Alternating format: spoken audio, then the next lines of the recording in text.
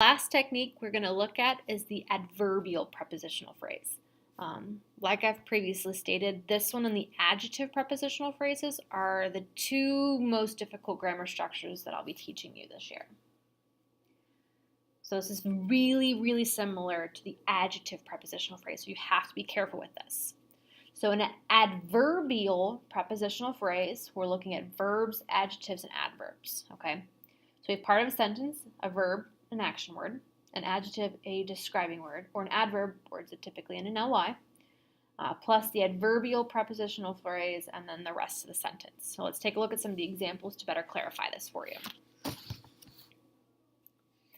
The sauce slowly reduced inside the hot skillet. Inside is a preposition, okay?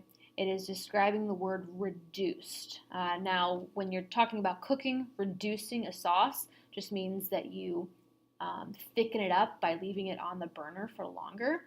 So it kind of becomes, well, less liquid and more like thick sauce.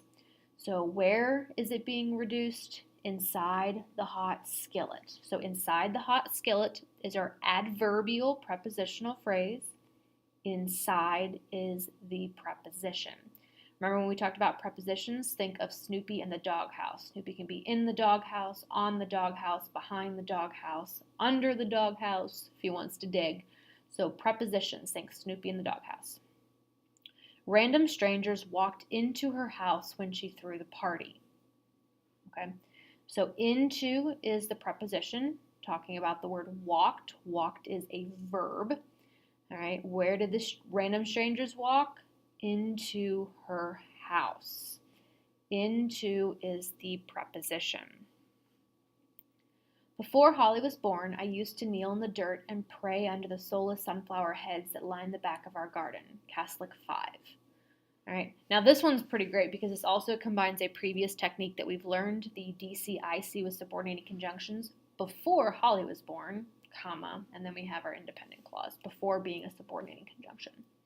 So this sentence actually uses two adverbial prepositional phrases. In is a preposition. It is describing where they're kneeling. So they are kneeling in the dirt. So in the dirt is the prepositional phrase.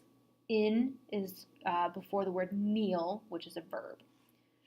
All right. We also have the word under. It's another preposition. And we're dealing with the word pray, which is a verb. So where are they praying? Under the soulless sunflower heads that line the back of our garden.